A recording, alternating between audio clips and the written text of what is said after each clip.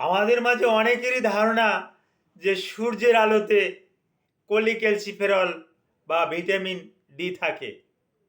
এই ধারণাটা সম্পূর্ণরূপে ভুল একটা ধারণা।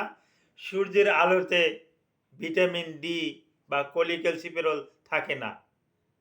No cholecalciferol or vitamin D3 from sunlight।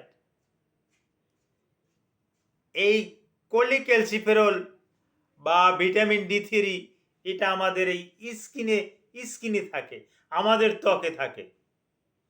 যখন সূর্যের আলো আমাদের ত্বকে পড়ে তখন এটা প্রক্রিয়াজাত হয়ে এটা ভিটামিন D3-তে রূপান্তরিত হয়।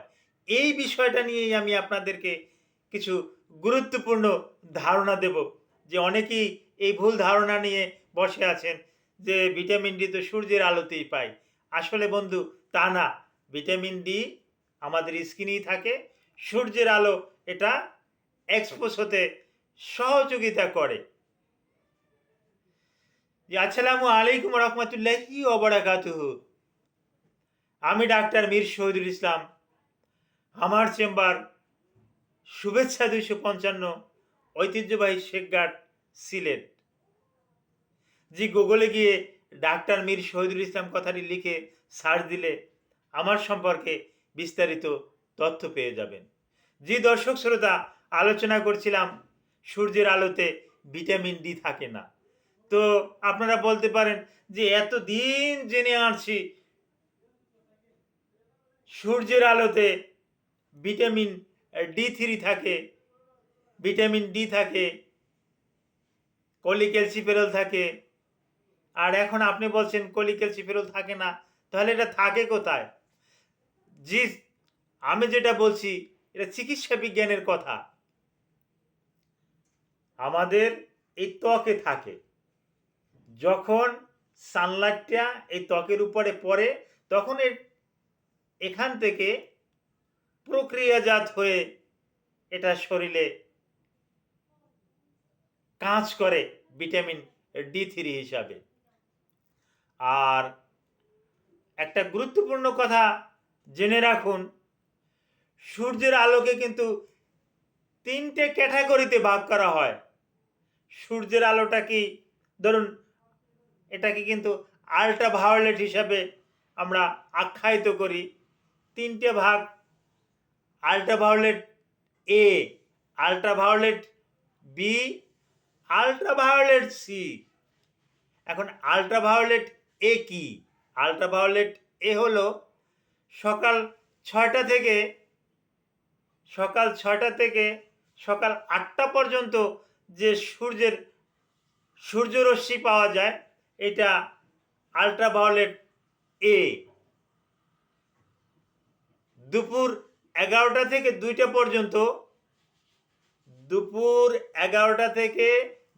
পর্যন্ত যে সূর্যের আলোটা আসে এটা আল্ট্রাভায়োলেট বি। বিকাল 3টে থেকে সন্ধ্যা 6টা পর্যন্ত, সন্ধ্যার আগ পর্যন্ত, সূর্যাস্তের আগ পর্যন্ত যে সানলাইটটা আমরা পেয়ে থাকি এটা আল্ট্রাভায়োলেট সি।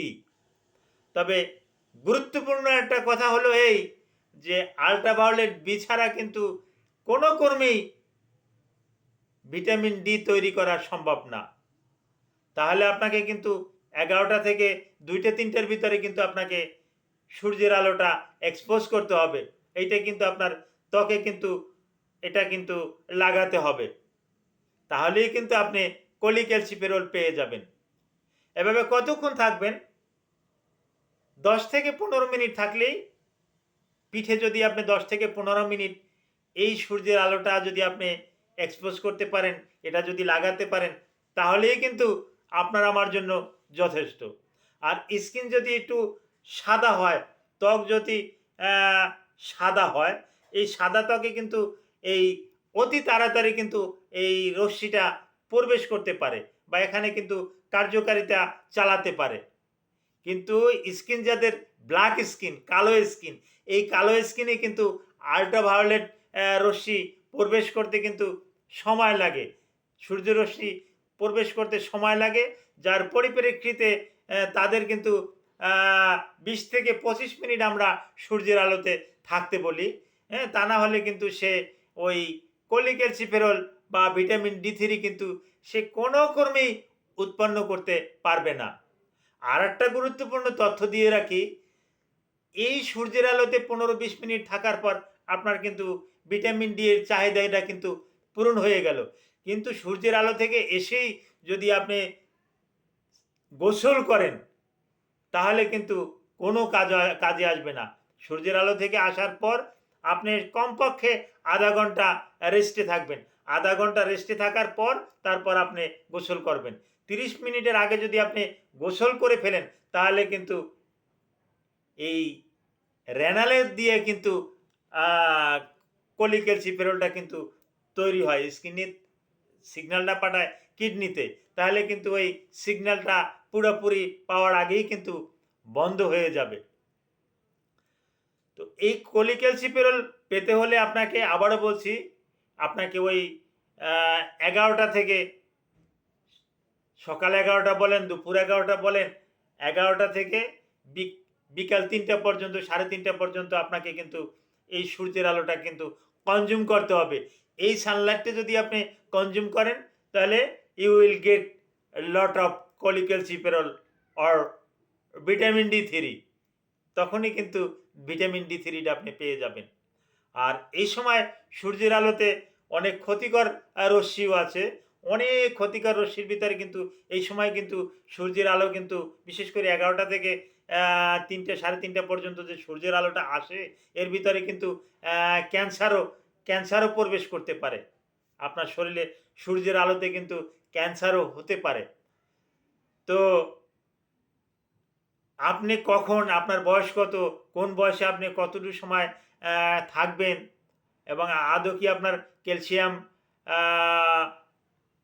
এর দরকার আছে কিনা, ভিটামিন ডি3 দরকার আছে কিনা, এগুলো কোলিক্যালসিফেরল টেস্ট করা যায়। এটা ল্যাবরেটরিতে টেস্ট করার পর আপনি কিন্তু এই পদক্ষেপটা নিতে পারেন।